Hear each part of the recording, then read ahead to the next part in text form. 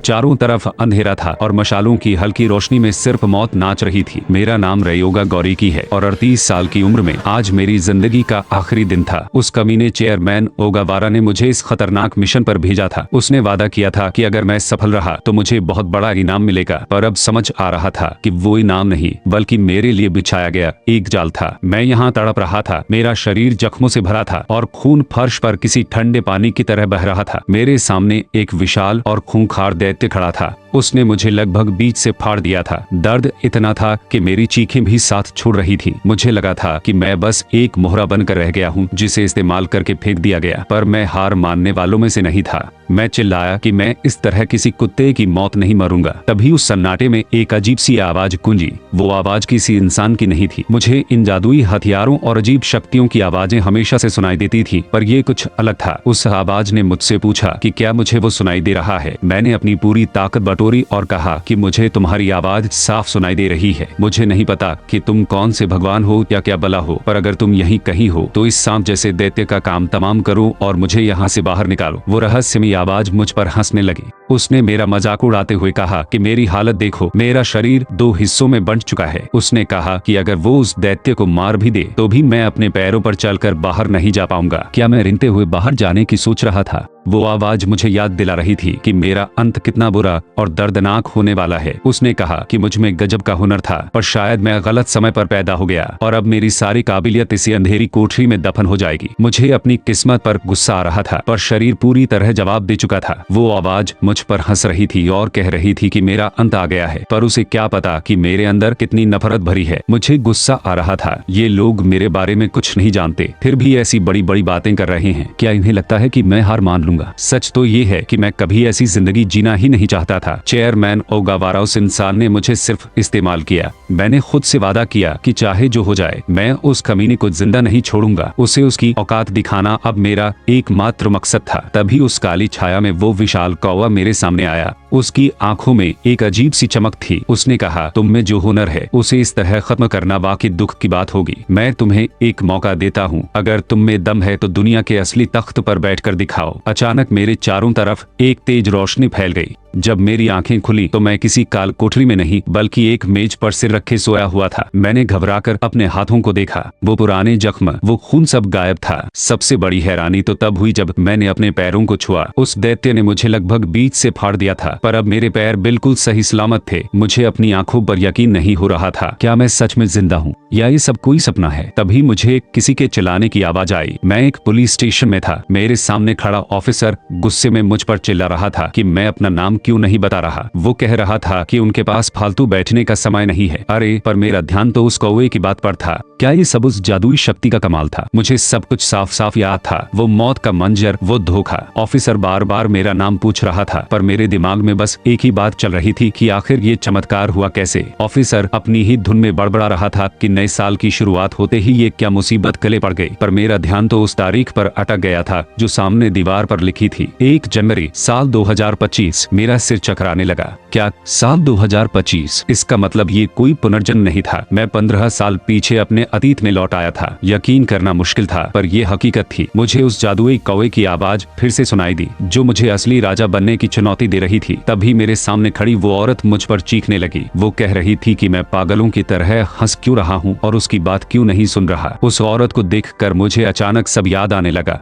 मेरा दिमाग बिजली की तरह दौड़ा और मुझे पुरानी बातें याद आ गईं। ये वही औरत थी जिसने 15 साल पहले मेरी जिंदगी नर्क बना दी थी। इसका नाम अराइजुन था। मुझे याद आया कि इसके बेटे ने मुझसे पंगा लिया था और जब मैंने उसे बस थोड़ा सा धक्का दिया तो वो जानबूझकर जमीन पर ऐसे गिर गया जैसे मैंने उसे बहुत बुरी तरह पीटा हो। उस वक्त मैं कितना बेबस था। 15 साल पहले मेरे पास न पैसा था और न ही कोई पहचान। मुझे याद है कि इस औरत ने मुझसे हट जाने के नाम पर बहुत मोटी रकम मांगी थी। उसे कम करवाने के लिए मैंने उनके सामने हाथ जोड़े थे, गिड़गिड़ाया था और उनके पैरों में गिरकर माफी तक मांगी थी। उस दिन मैंने जो अपमान सहा था उसकी आग आज भी मेरे अंदर जल रही थी। वो औरत अभी भी चिल्ला रही थी कि मैंने उसके बेटे को हाथ कैसे लगाया। उसे लग रहा था कि मैं वही पुराना डरपोक रयोगा हूँ, पर उसे ये नहीं पता था कि उसके सामने अब वो इंसान खड़ा है जो मौत को मात देकर वापस आया है। मैंने उस औरत की आंखों में आंखें डालकर साफ कह दिया, आंटी, गलती तुम्हारे बेटे की थी, उसने खुद पंगा लिया था, और ये जो तुम हर जाने के नाम पर लाखों रुपए मांग रही हो ना, ये सरासर लूट है। सच तो ये है कि तुम जैसे अमीर लोग गरीबों का खून चूसने का कोई मौका नहीं छोड़ते। तुम लोगों की नीयत ही खराब है। मेरी बातें सुनकर उस लड़के के का खून उबलने लगा। उसे लगा कि वो पहले की तरह मुझे डालेगा, पर जैसे ही उसने मुझ पर हाथ उठाने की कोशिश की, मैंने उसे पलक झपकते ही संभाल लिया। तभी मुझे एक बहुत बड़ी बात समझ आई। मेरा शरीर 15 साल पहले की तुलना में बहुत ज्यादा हल्का और फुर्तीला महसूस हो रहा था। शायद इसलिए क्योंकि अभी तक मुझे उन जादुई हथियारों की वजह से होने वाली वो जानलेवा बीमारी नहीं हुई थी जिसने मेरी पिछली जिंदगी बर्बाद कर दी थी। पर सबसे कमाल की बात तो अभी बाकी थी। मैंने महसूस किया कि भविष्य में 15 सालों तक जो मैंने खून पसीना बहाकर लड़ाई का तजुर्बा और मुकाबला करने की ताकत हासिल की थी, वो सब की सब मेरे इस जवान शरीर में पूरी तरह सुरक्षित थी। मुझे अपनी किस्मत पर यकीन नहीं हो रहा था। ये तो सीधा सीधा मेरा ही फायदा था। 15 साल का अनुभव और एक जवान तंदुरुस्त शरीर, अब मुझे रोकने वाला कोई नहीं था। कि जमीन पर पड़ा दर्द से कराह रहा था और उसकी माँ पागलों की तरह चीखने लगी। वो उसके पास दौड़ी और रोते हुए पूछने लगी, मेरा बच्चा, क्या तुम ठीक हो? कहीं ज्यादा चोट तो नहीं लगी? फिर वो गुस्से में आग बूला होकर पुलिस वालों की तरफ मुड़ी और चिल्लाने लगी, क्या आप लोग ये सब खड़े होकर देख रहे हैं? इसने सरेआम मेरे बेटे पर हमला किया है। ये सरासर मारपीट का मामला है। मैं कोई समझौता नहीं करूंगी। इसे तो अब जेल जाना ही होगा। वो औरत बुरी तरह चिल्ला रही थी और मुझ पर केस करने की धमकियां दे रही थी। पुलिस वाले भी हैरान थे कि ये अचानक क्या हो गया, पर मुझे कोई फर्क नहीं पड़ रहा था। वो चिल्लाती रही कि उसे इंसाफ चाहिए, पर मुझे पता था कि अब खेल के नियम बदल चुके हैं। ये औरत पुलिस स्टेशन में जितना चाहे चिल्ला ले, पर मुझे पता था कि जल्द ही ये सब बेकार होने वाला है। एक बार जब वो जादुई हथियार यानी इवलिक्स दुनिया में आ गए, तो ये पूरी दुनिया एक ऐसा जंगल बन जाएगी जहाँ कोई कानून नहीं चलेगा। मुझे अच्छी तरह याद है साल 2025 का वो दौर। पूरी दुनिया बड़े बड़े भूकंपों से कांप उठी थी और जमीन फाड़कर रहस्यमयी पुरानी कब्रें यानी टॉम्स बाहर आने लगे थे। इन कब्रों के अंदर मिलते थे वो जादुई हथियार जिनके बारे में हमने सिर्फ पुरानी कहानियों और किस्सों में सुना था। ये कोई मामूली चीजें नहीं थी। ये हथियार अपने मालिक को ऐसी जादुई शक्तियां देते थे जो इंसान की कल्पना से परे थी। उस वक्त पूरी दुनिया इन हथियारों को खोजने की दौड़ में शामिल हो गई थी। मेरी पिछली जिंदगी में भी मुझे एक ऐसी ही जादुई चीज मिली थी जो किसी पुरातत्वविद यानी आर्कियोलॉजिस्ट की थी। वो मेरे लिए किसी जैकपॉट से कम नहीं थी। उस जादुई शक्ति की वजह से मुझे दुनिया की हर कब्र और हर जादुई हथियार की गुप्त जानकारी मिल गई थी। मुझे लगा था कि अब मेरी गरीबी और लाचारी के दिन खत्म हो जाएंगे और मैं एक नई और शानदार जिंदगी की शुरुआत करूंगा। पर हकीकत बहुत कड़वी थी। चेयरमैन ओगावारा और उसकी कंपनी टीकेबीएन ने अपनी ताकत के दम पर उन कब्रों पर कब्जा करना शुरू कर दिया था। जब मैं पहली बार एक कब्र के पास पहुंचा तो वहां हथियार बंद गार्ड्स खड़े थे। उन्होंने साफ कह दिया कि इन कब्रों को खोदने का हक सिर्फ उनकी कंपनी के पास है। जब मैंने विरोध किया तो उन्होंने मुझ पर बंदूक तान दी और जान से मारने की धमकी दी। उस दिन के बाद सब बदल गया। चेयरमैन ओगावारा और उसके जैसे ताकतवर लोगों ने मिलकर एक ऐसा सिस्टम बनाया कि उनके अलावा कोई और उन जादुई हथियारों तक पहुंच ही न पाए। मेरी खुदाई करने की और हथियारों को पहचानने की अनोखी काबिलियत ही मेरी दुश्मन बन गई। ओगावारा ने मेरी इसी ताकत को पहचान लिया और मुझे अपना गुलाम बना लिया। टीकेबीएम ने मेरी खुदाई करने की काबिलियत को देखते ही मुझे काम पर रख लिया था। उसके बाद मैंने चेयरमैन ओगावारा के लिए वो हर घटिया और गंदा काम किया जिसे करने से एक आम इंसान कांप जाए। तस्करी, चोरी, जासूसी, मैंने कुछ नहीं छोड़ा। यहाँ तक कि सरकार ने जिन पुरानी कब्रों के पास जाने पर भी पाबंदी लगा रखी थी, मैं वहाँ चुपके से घुसता और जादुई हथियार यानी इविक्स चुरा कर लाता था। ओगावारा ने अपनी दौलत और ताकत का ये जो विशाल साम्राज्य खड़ा किया था, वो सब मेरी चोरी की हुई चीजों की नींव पर टिका था। उस वक्त लोग मुझे ओगावारा का पालतू कुत्ता कहते थे।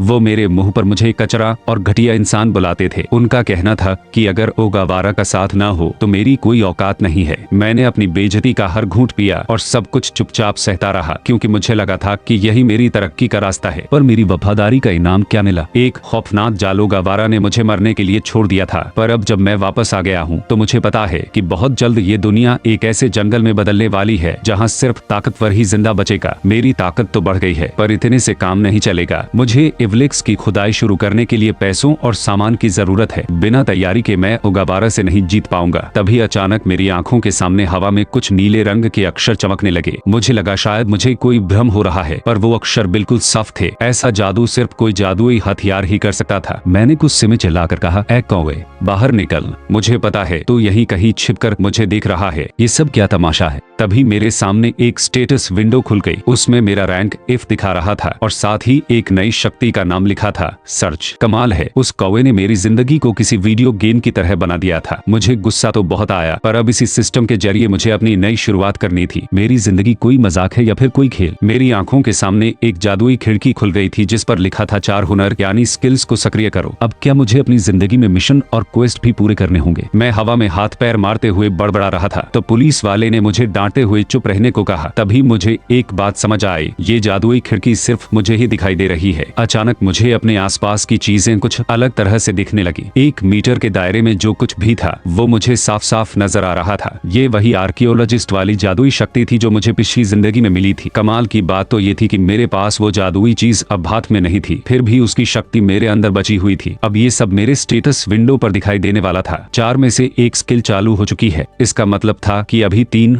और ऐसी जादुई शक्तियां हैं जो मेरे अंदर दबी हुई हैं। चलो, अपनी नई सल्तनत खड़ी करने के लिए मुझे शुरुआती पूंजी तो मिल गई, लेकिन मेरे मन में एक शक अभी भी था। वो कमबख्त कौवा आखिर चाहता क्या है? ये जादुई हथियार कभी भी इंसानों की भलाई के लिए काम नहीं करते। इनके पीछे जरूर कोई बड़ा खेल छिपा होगा, तभी के इंसान मेरे पास आए। वो पुलिस में थे और मेरी पिछली जिंदगी में भी उन्होंने मेरा साथ दिया था। उन्होंने मुझसे कहा कि मेरी किस्मत खराब थी जो मैं उस कूने लड़के के चक्कर में फंस गया। वो लड़का तो पहले से ही अपराधी है। उन्होंने भरोसा दिलाया कि वो मामला सुलझा लेंगे और मुझे छोड़ देंगे। मैंने मुस्कुराकर उनसे कहा, शुक्रिया के इंसान। मेरी बात सुनते ही वो ठिठक गए। उन्हें अपनी कानों पर यकीन नहीं हो रहा था। वो हैरान होकर बोले, क्या तूने मुझे शुक्रिया कहा? कहीं तेरा सिर तो नहीं टकरा गया? आज तो पहली बार एक आम इंसान की तरह बात कर रहा है। के इंसान मुझे स्टेशन के बाहर तक छोड़ने आए। उन्हें देखकर पुरानी यादें ताजा हो गई। ये वही इंसान थे जिन्होंने तब मेरा ख्याल रखा था जब मेरा दुनिया में कोई नहीं था। 15 साल पहले वो कितने जवान और खुशमिजाज दिखते थे। मैंने बातों बातों में उनसे टोह लेने की कोशिश की और पूछा कि इंसान, क्या आजकल शहर में कुछ अजीब हो रहा है, जैसे कोई राक्षस दिखना या किसी के पास कोई जादुई ताकत होना?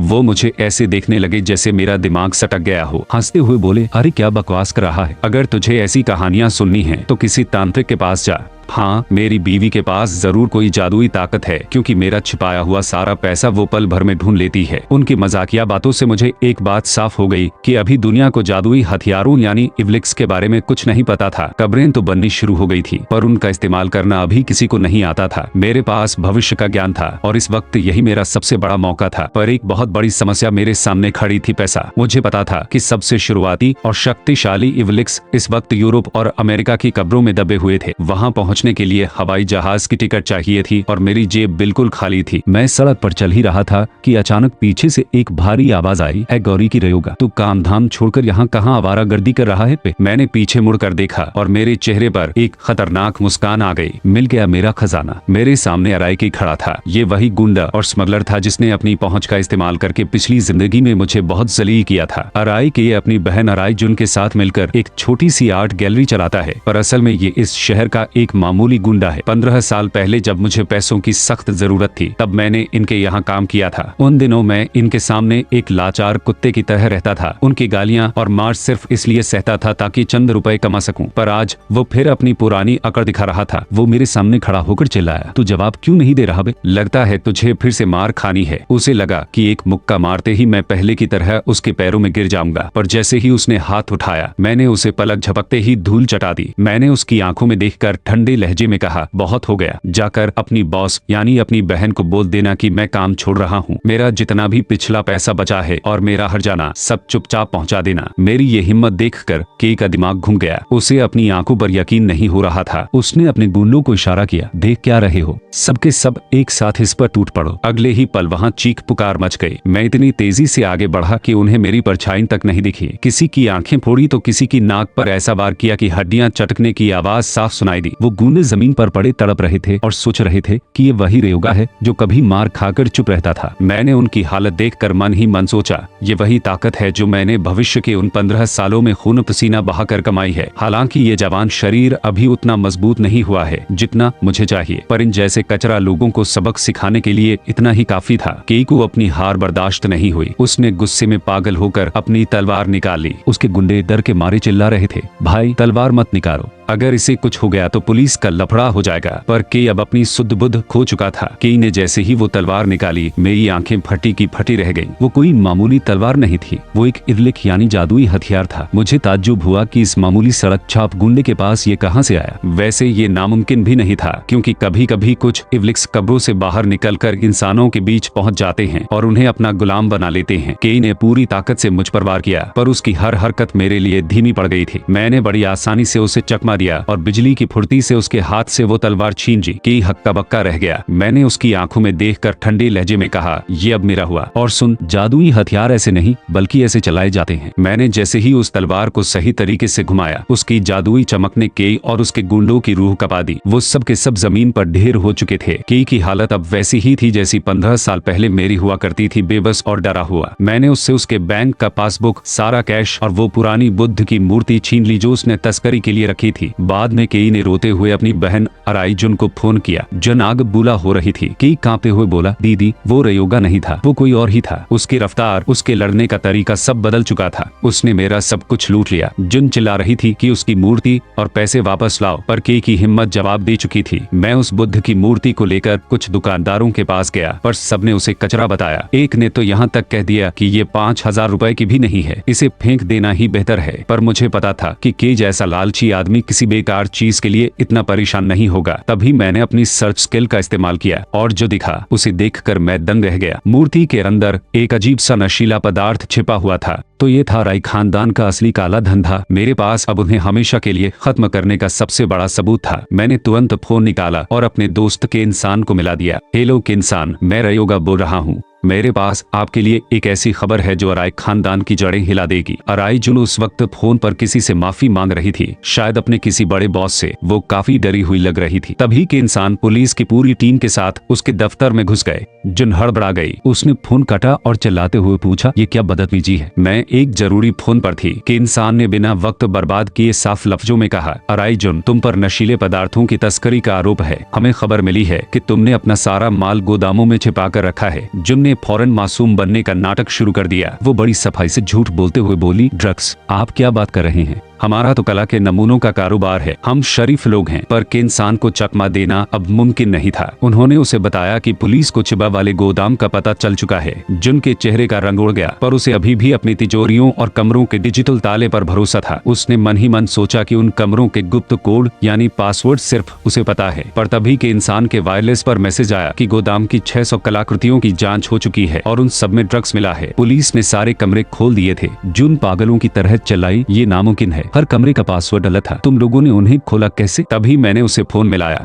मेरी आवाज सुनते ही उसकी चीख निकल गई, गौरी की, ये तूने किया है। मैंने हंसते हुए उसे चिढ़ाया, मैडम चाहे कितनी भी मेहनत कर लो, अगर ईमानदारी से नहीं जियोगी तो यही अंजाम होगा। और हाँ, अगली बार से अपने पासवर्ड बदलते रहना, हालांकि अब तो तुम्हें जेल में ही रहना होगा। के इंसान उसे हथकड़ी लगा कर ले जाने लगे। मेरी इस एक टिप ने अराय खानदान का नामो निशान मिटा दिया था। और सबसे अच्छी बात, पुलिस की तरफ से इनाम के तौर पर मेरे खाते में पूरे 10 मिलियन येन आने वाले थे। अब मेरे पास अपनी नई जंग शुरू करने के लिए काफी पैसा था। के इंसान ने मुझे मैसेज भेजा कि फालतू खर्चे मत करना और सारे पैसे बचा कर रखना। वो वाकई बहुत फिक्रमंद थे, पर उन्हें क्या पता कि ये 10 मिलियन येन मेरी इस नई जिंदगी की पहली बड़ी जीत है। अब मेरे पास मिशन शुरू करने के लिए शुरुआती पूंजी आ चुकी थी। मैंने सोचा कि आज रात घर जाकर चैन की नींद सोऊंगा और कल से पूरी ताकत के साथ उन जादुई कब्रों यानी टॉम्स की तलाश शुरू करूंगा। पर जब मैं उस जगह पहुंचा जहां मेरा घर था, तो मेरे पैरों तले जमीन खिसक गई। मेरी याददाश्त के हिसाब से जहां मेरा आशियाना होना चाहिए था, वहां अब एक विशाल और रहस्यमयी कब्र खड़ी थी। मेरी आंखों के सामने मेरा घर तबाह हो चुका था और उसकी जगह इस डरावनी कब्र ने ले ली थी। ये देखकर मैं दंग रह गया। मुझे समझ नहीं आ रहा था कि ये मेरी खुशकिस्मती है या बदकिस्मती, पर इतना तय था कि खेल अब उम्मीद से कहीं ज्यादा जल्दी शुरू हो गया है। तभी मुझे वहाँ कुछ हलचल सुनाई दी। मैं अंधेरे में छिप गया और देखा कि वहाँ कुछ अजनबी लोग जमा थे। ताज्जुब की बात ये थी कि जापानी सरकार को अभी इन कब्रों के बारे में कुछ अंदाजा भी नहीं था, पर विदेशी ताकतें पहले ही यहाँ पहुँच चुकी थी। वहाँ दो गुट आपस में उलझ रहे थे। एक तरफ लिंडा वॉकर थी, जो अमेरिका की खुफिया एजेंसी CIA से आई थी, और दूसरी तरफ ली केंशी था, जो बेटो रिपब्लिक की खुदाई करने वाली टीम का लीडर था। वो दोनों एक दूसरे पर तंज कस रहे थे और जादुई हथियारों यानी इवलिक्स को हथियाने की बात कर रहे थे। ली कह रहा था कि लिंडा को यहाँ दखल देने की जरूरत नहीं है, जबकि लिंडा उसे सरेआम चोर बुला रही थी। दोनों ही उस कब्र के अंदर छिपे खजाने के लिए भूखे भेड़ियों की तरह लड़ रहे थे। मैंने उनकी बातें गौर गौर से सुनी। वो कह रहे थे कि अभी तक किसी को इस कब्र का पता नहीं चला है और वो जल्द ही यहाँ एक बड़ा धमाका करने वाले हैं ताकि रास्ता खुल सके। उन्हें लग रहा था कि वो बहुत चालाक हैं, पर मैं वही साए में खड़ा उनकी हर चाल पर नजर रख रहा था। अब मजा आने वाला था। बाहर खड़े वो लोग बम धमाका करने की तैयारी कर रहे थे। उन्हें देखकर मुझे हंसी आ रही थी। कब्रों के साथ इस तरह की जबरदस्ती करना ये बताता था कि वहाँ कोई भी असली एक्सपर्ट नहीं है। धमाका करने से इवलिक्स को नुकसान पहुंच सकता था, पर उन्हें इस बात की परवाह नहीं थी। तभी मेरी नजर दीवार पर बने कुछ अजीब निशानों पर पड़ी। ये टुम्बग्लिफ्स थे, यानी जादुई हथियारों की अपनी एक गुप्त भाषा। इन कब्रों की एक खासियत होती है कि ये अपने दरवाजों और दीवारों पर अपने बारे में सब कुछ लिख देती हैं। अगर कोई इन्हें पढ़ सके तो उसे कब्र के अंदर जाने का रास्ता, उसके सारे जादुई जाल और खतरों की पूरी जानकारी मिल सकती है। शुक्र है उस कौवे के दिए हुए सिस्टम का, जिसकी मदद से मैं ये भाषा साफ साफ समझ पा रहा था। उस कौवे ने वाकई मेरी बहुत मदद की थी। मैंने उन निशानों को पढ़ा और मुझे समझ आ गया कि अंदर जाने का सही रास्ता कहाँ है। अब बस 2 और जादुई हुनर यानी स्किल्स को जगाना बाकी था। मैं चुपके से सही जगह पर पहुंचा और जैसे ही मैंने हाथ लगाया, कब्र का दरवाजा एक भारी गूंज के साथ खुल गया। बाहर खड़े लिंडा और रुई हैरान रह गए कि ये दरवाजा अपने आप कैसे खुल गया। उन्हें लगा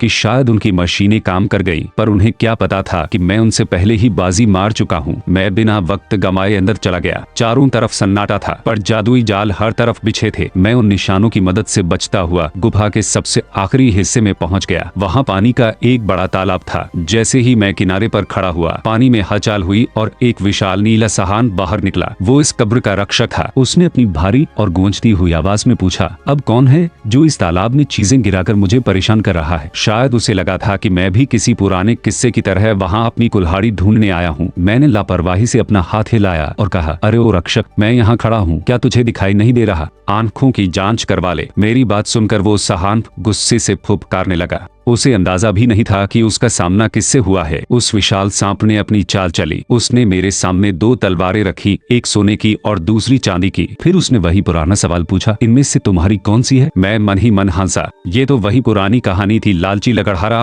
और सोने की कुल्हाड़ी। उसे लगा होगा कि मैं किसी आम इंसान की तरह उसकी बातों में आ जाऊंगा। दुनिया के किसी भी कोने का इंसान इस चाल को आसानी से समझ सकता था। उसे लगा होगा कि मैं ईमानदारी का नाटक करके इनाम जीतना चाहूंगा। मैंने भी नाटक जारी रखा और कहा, इनमें से कोई भी मेरी नहीं है। सांप फुफकारा, तुम तो बहुत ईमानदार निकले। फिर उसने तीसरी तलवार दिखाई। नियम के हिसाब से अगर मैं कह देता कि ये तीसरी तलवार मेरी है तो मुझे तीनों तलवारें मिल जाती और मैं ये लेवल पार कर लेता, पर मुझे पता था कि ये सब एक बड़ा धोखा है। मैंने चिल्लाकर कहा, चुप कर, मुझे तुम पर रत्ती भर भी भरोसा नहीं है। मुझे पता था कि अगर मैंने ये इनाम खुशी खुशी स्वीकार किया तो मेरी जान खतरे में पड़ सकती है। ये जादुई हथियार देने के बदले मुझे एक खूंखार कातिल बना सकते थे। वो सांप हैरान रह गया कि मुझे ये सब कैसे पता। मैंने उसे साफ कह दिया कि मुझे तुम्हारी असलियत पता है। मेरी पिछली जिंदगी की यादों में अमेरिका में एक ऐसी ही घटना हुई थी। वहाँ इन सोने और चांदी के हथियारों ने अपने मालिकों के दिमाग पर कब्जा कर लिया था और उन्हें एक पागल कातिल बना दिया था, जिन्होंने कई बेगुनाहों की जान ले ली थी। मैं यहाँ ईमानदारी का सर्टिफिकेट लेने नहीं आया था और न ही मुझे तुम्हारी शर्तों पर खेलना था। मैंने फैसला कर लिया कि अब और बातें नहीं होंगी। मैंने अपनी नजरें उस असली जादुई हथियार पर जमा ली और कहा, ये अब मेरा है और मैं इसे छीन कर रहूंगा। हार मान ले और चुपचाप मेरे सामने झुक जा। मैं उस रक्षक सांप पर चिल्लाया। वो भी पूरी जान लगाकर मेरा मुकाबला कर रहा था। उसे लग रहा था कि वो मुझे डरा देगा, पर उसे क्या पता कि मैं किस मिट्टी का बना हूँ। यहाँ मुझे एक बात साफ समझ आ रही थी। जादुई हथियारों यानी इवलिक्स को काबू करने के 3 तरीके होते हैं। पहला है मेलजोल यानी उनसे दोस्ती करके उनकी मदद लेना। दूसरा है हुकूमत यानी अपनी ताकत और रसूख के दम पर उन्हें अपना गुलाम बना लेना। और तीसरा है जुड़ाव यानी मालिक और हथियार के बीच का एक गहरा रिश्ता। मैंने मन ही मन तय कर लिया था कि इस नई जिंदगी में मैं मिन्नतें करने का रास्ता नहीं चुनूंगा। मुझे इन हथियारों से कोई हमदर्दी नहीं चाहिए, मुझे सिर्फ उन पर हुकूमत करनी है। मैंने उस सांप की पकड़ और मजबूत की और साफ कह दिया, अगर तूने खुद को मेरे हवाले नहीं किया तो मैं तुझे और तेरी इस जादुई दुनिया को यही तबाह कर दूंगा। क्या तुझे लगता है कि मैं ये नहीं कर सकता?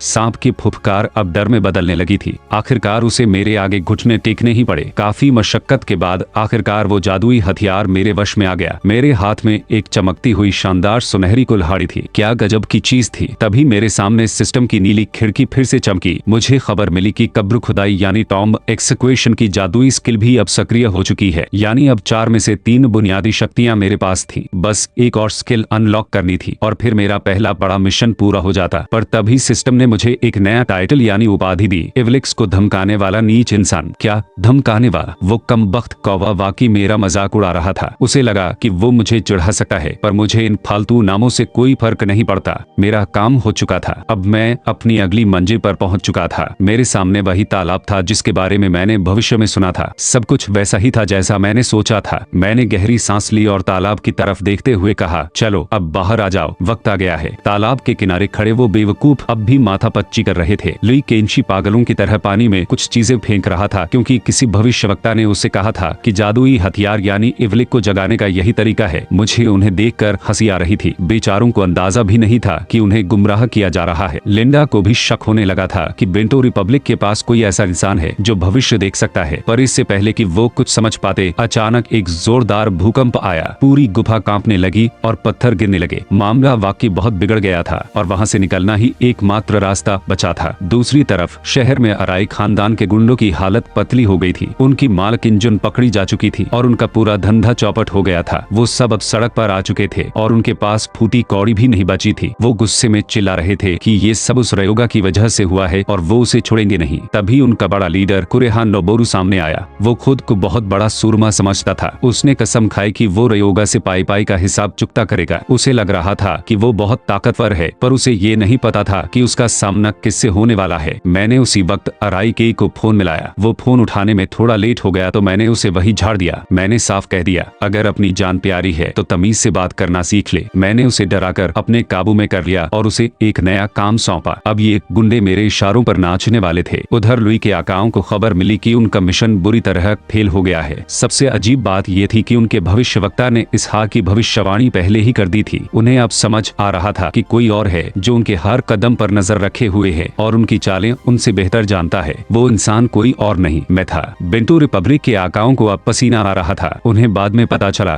कि कोई जापानी लड़का उनसे हर बार बाजी मार रहा है। वो आपस में झगड़ रहे थे कि उन्हें ये जरूरी जानकारी पहले क्यों नहीं दी गई। उन्हें लगा कि शायद उनकी भविष्यवक्ता लड़की फिर से उन जादुई शब्दों को पढ़ने में गलती कर गई। पर मामला सिर्फ इतना नहीं था। एक नई भविष्यवाणी सामने आई थी जो किसी ऐसे शख्स के बारे में थी जो पूरी दुनिया को निगल जाएगा। उन्हें अंदाजा भी नहीं था कि वो दुनिया को निगलने वाला इंसान कोई और नहीं, मैं हूँ। अब मुझे चेयरमैन ओगावारा की गर्दन तक पहुँचना था। मुझे पता था कि वो लास वेगास में होने वाले दुनिया के सबसे बड़े गुप्त ऑक्शन यानी नीलामी में हिस्सा लेने वाला है। उस जगह का नाम है माइडास। वहाँ जादुई हथियारों की सरेआम बोली लगती है। ओगावारा वहाँ अपना असली नाम छिपाकर जैक के मैन बनकर घूमने वाला था। वो खुद को बहुत शातिर समझता था, पर उसे नहीं पता था कि मैं उसकी हर जाली पहचान से वाकिफ हूँ। मैंने अराई के गुंडों को बुलाया और उन्हें अपना अगला मिशन बताया। मैंने साफ कह दिया, तुम लोगों को लास वेगास जाना है और उस जैक के मैन नाम के आदमी पर नजर रखनी है। मेरी बात सुनकर उनकी आंखें फटी की फटी रह गईं। वो सोच रहे थे कि एक छोटा सा गूंडा भला लास वेगास कैसे जाएगा। मैंने उनके डर को भांप लिया और ठंडे लहजे में कहा, पैसे की चिंता मत करो, ये बिजनेस डील है और मैं तुम्हें उम्मीद से ज्यादा इनाम दूंगा। खर्चे के लिए हाथ नहीं फैलाना पड़ेगा। मैंने उनके सामने सीधा विकल्प रखा, या तो तुम लोग शराफत से मेरा काम करोगे या फिर पहले की तरह मार खाकर जेल जाओगे। फैसला तुम्हारा है। अब ये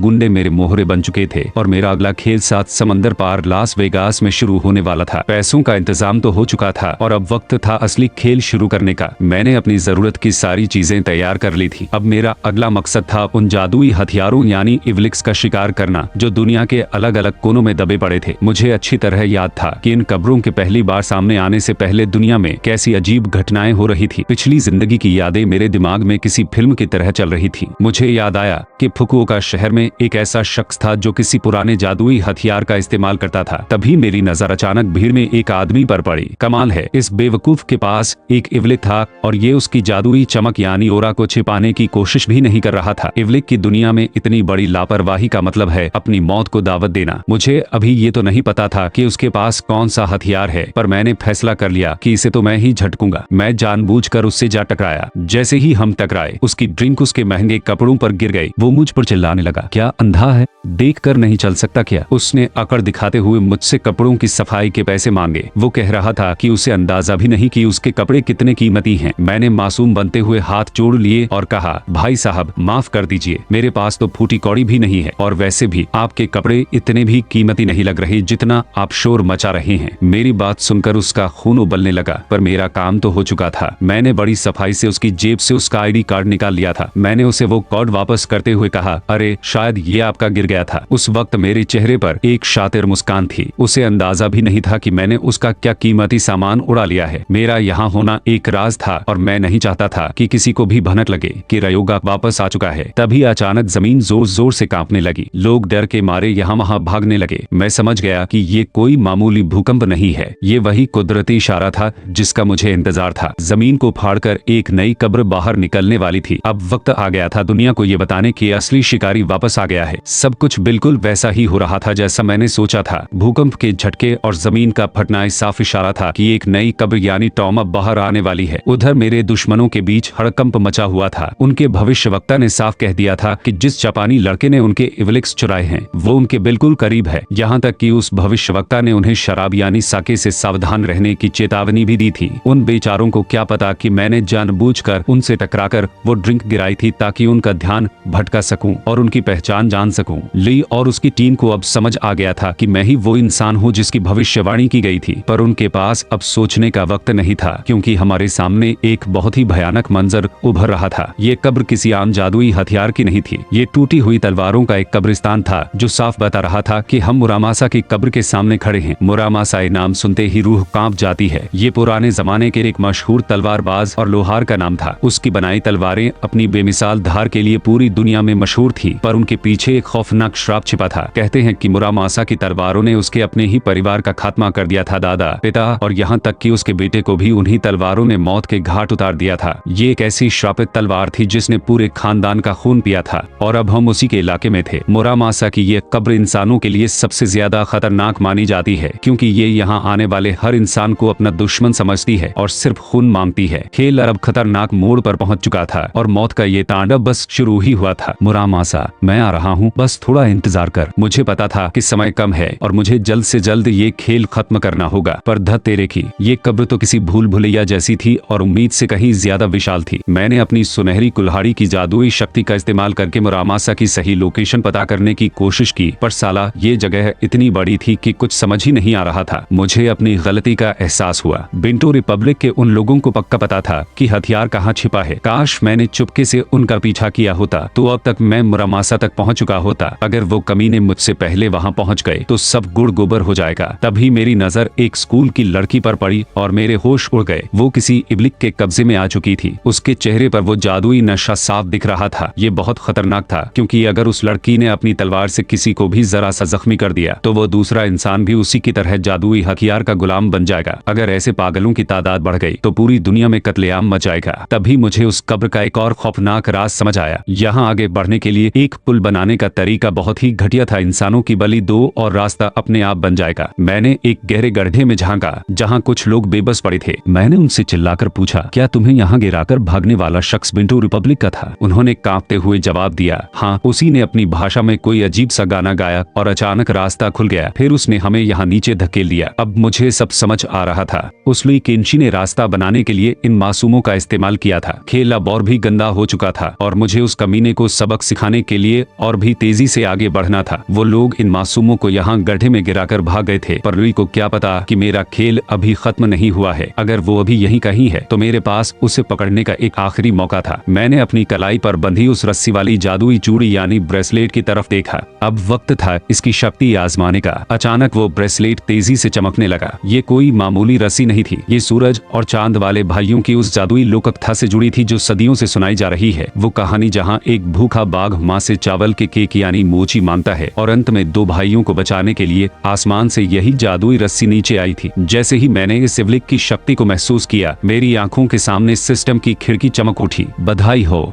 मेरी चौथी और आखिरी बुनियादी स्किल भी अब सक्रिय हो चुकी थी। अब मेरे पास वो चारों शक्तियां थी जिनकी मदद से मैं किसी भी कब्र को फतेह कर सकता था। बिल्कुल सही समय पर मेरा मिशन पूरा हुआ था। मैंने गड्ढे में फंसे उन लोगों की तरफ देखा और चिल्लाकर पूछा, वो लुई और उसके साथी कहाँ गए? उन बेचारों ने कांपते हुए उस जादुई पुल की तरफ इशारा किया जो गुफा के अंधेरे रास्ते की तरफ जा रहा था। अब मुझे यकीन हो गया था कि लुई को कोई ऐसा शख्स रास्ता दिखा रहा है जिसके पास भविष्य देखने वाला जादुई हथियार है। ये जादुई हथियार भी क्या चीज है, कब किसके हाथ लग जाए और क्या तमाशा दिखाएं, कुछ कहा नहीं जा सकता। मैंने उन लोगों से कहा, सुनो, मैं तुम्हें यहाँ से सुरक्षित बाहर निकालूंगा, पर बदले में तुम्हें उस लुई को पकड़ने में मेरी मदद करनी होगी। उस नीच इंसान ने तुम्हें यहाँ बलि देने के लिए फेंका था, अब उसे उसकी औकात दिखाने का वक्त आ गया है। वो लोग बदले की आग में जल रहे थे और तुरंत तैयार हो गए। मैंने मन ही मन एक ठंडी मुस्कान बिखेरी। लुई को लग रहा था कि वो मुरामासा तक पहुँच जाएगा, पर उसे अंदाजा भी नहीं था कि रयोगा गौरी की उसके पीछे खड़ा है। वो मेरी बराबरी का भी नहीं था और ये बाजी तो मैं उसे देखने से पहले ही जीत चुका था। ली और उसके सिपाही कब्र के अंदर पागलों की तरह मुरामासा को ढूंढ रहे थे, पर उनके हाथ सिर्फ टूटी फूटी तलवारें और कबाड़ लगा था। ली झुंझलाकर चिल्ला रहा था कि आखिर वो असली तलवार है कहाँ। तभी मैं साए से बाहर निकला और उसके सामने खड़ा हो गया। मुझे वहाँ देखकर ली के पैरों तले जमीन खिसक गई। वो हक्का बक्का होकर बोला, तू यहाँ कैसे पहुँचा? मैंने उसे एक ठंडी नजर से देखा और हंसते हुए कहा, ली तू इतनी दूर तक आ तो गया, पर इवलिक्स के बारे में तेरी जानकारी और तेरी सेना का लेवल देखकर मुझे हंसी आ रही है। तू जिस चीज को यहाँ वहाँ ढूंढ रहा है वो तेरे सामने होने के बावजूद तुझे नहीं दिख रही। तभी वो जादुई पल आया। कब्र के बीचों बीच से एक बैंगनी रोशनी चमकी और मुरामासा की असली तलवार मेरे सामने प्रकट हुई। उस तलवार से एक खौफनाक और भारी आवाज गूंजी, अच्छा हुआ जो तुमने मुझे खोज निकाला। अगर तुम्हें मेरी जादुई ताकत चाहिए तो मुझे 10 इंसानों का ताजा खून पिलाना होगा। अगर तुमने मुझे खून नहीं पिलाया तो मैं तुम सबको हमेशा के लिए इसी कब्र में दफन कर दूंगा। वो तलवार खून की प्यासी थी। लुई और उसके सिपाही डर के मारे कांपने लगे। मुरामासा की वो आवाज सीधे रूह को कपा देने वाली थी। तलवार फिर चिल्लाई, देर मत करो, जल्दी इन इंसानों को मारो और मुझे उनकी बलि चढ़ाओ। मैंने मुस्कुराकर तलवार की तरफ हाथ बढ़ाया और कहा, बलि भूल जा,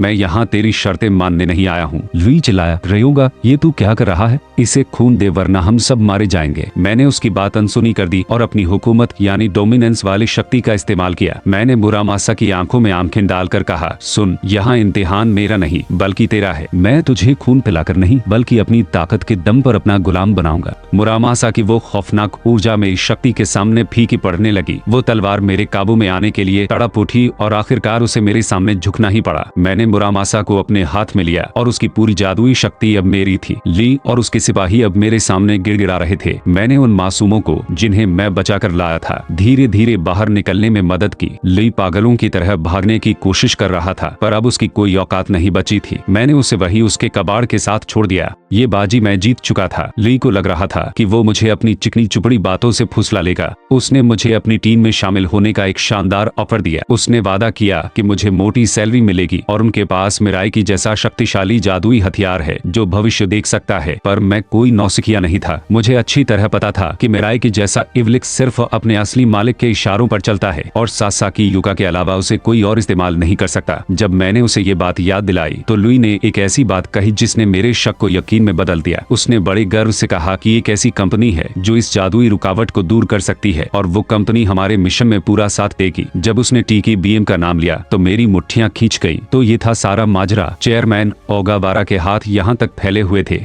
वो कंपनी और बेटो रिपब्लिक के ये लोग पर्दे के पीछे एक दूसरे के साथ मिलकर खेल रहे थे। मैंने लुई को एक ठंडी मुस्कान दी और कहा, डील बहुत अच्छी है लुई, पर मुझे तुम्हारी या तुम्हारी कंपनी की कोई जरूरत नहीं है। वो मुझे रोकता रहा, गिड़गिड़ाता रहा, पर मैंने पीछे मुड़कर नहीं देखा। मैंने अपनी जादुई ताकत से उस कब्र के रास्ते को हमेशा के लिए तबाह और सील कर दिया। पूरा ढांचा किसी पुराने कागज की तरह चरमराने लगा। ली और उसके लोग अब उसी मलबे और अपनी नाकामयाबी के बीच फंस चुके थे। मैंने उसे साफ कह दिया कि अगर अब मदद चाहिए तो जाकर उसी ओगावारा की TKBM से भीख मांगना। अगले दिन पूरी दुनिया में कोहराम मच गया। कावासाकी में आए भूकंप और उस रहस्यमय इमारत के उभरने की खबरें हर न्यूज चैनल पर छाई हुई थी। टीवी पर बताया जा रहा था कि उस अजीब जगह के अंदर करीब 50 लोग फंस गए थे जहां दीवारों से जादुई हथियार निकल रहे थे। बचकर आए लोगों ने कैमरे के सामने चिल्ला चिल्लाकर कहा कि वो सब बेंटो रिपब्लिक की सेना के लोग थे। अब ये मामला सिर्फ जापान तक नहीं रहा था। कोरिया और रूस जैसे देशों ने बेंटो रिपब्लिक के खिलाफ मोर्चा खोल दिया था और अमेरिकी सरकार भी इस उलझन को सुलझाने में जुट गई थी। ओगावारा का खेल अब बड़े लेवल पर शुरू हो चुका था, पर वो नहीं जानता था कि उसका असली काल यानी मैं अब और भी ज्यादा मजबूत हो चुका हूँ। बेंटो रिपब्लिक के दफ्तरों में इस वक्त हड़कंप मचा हुआ था। न्यूज चैनल और अखबार कब्रों और उन जादुई हथियारों की खबरों से भरे पड़े थे जिससे उनकी सरकार की दुनिया भर में थू थू हो रही थी। उनके बड़े अधिकारी खुदाई टीम के मुखिया पर बुरी तरह चिल्ला रहे थे कि उसने मामले को ठीक से क्यों नहीं संभाला। उस मुखिया ने डरते हुए सफाई दी कि ये सब उस जापानी लड़के यानी मेरी वजह से हुआ है। पर फिर उसने एक ऐसी बात कही जो मेरे लिए बहुत बड़ा खतरा बन सकती थी। उसने कहा कि अब उन्हें फिक्र करने की जरूरत नहीं है क्योंकि वो मिराई यानी उस भविष्य बताने वाले इवलिक की मदद से मुझे ढूंढ सकते हैं। वैसे तो मिराई सिर्फ उन्हीं को पहचान सकता है जिनसे उसका मालिक मिला हो, और चूंकि लुई मुझसे टकराया था और लुई पर पहले से ही मिराई का निशान था, इसलिए अब उनके पास मेरा एक धुंधला सा सुराग आ गया था। वो शिकारी अब मेरे पीछे पड़ने के लिए तैयार थे। इधर एक होटल के कमरे में मैं अपने जख्मों को देख रहा था। मुरामासा जैसे खूंखार हथियार को जबरदस्ती अपना गुलाम बनाने की कीमत मेरा शरीर चुका रहा था। मेरी बाहों पर वो काले और दर्दनाक निशान साफ बता रहे थे कि हुकूमत यानी डोमिनेंस का रास्ता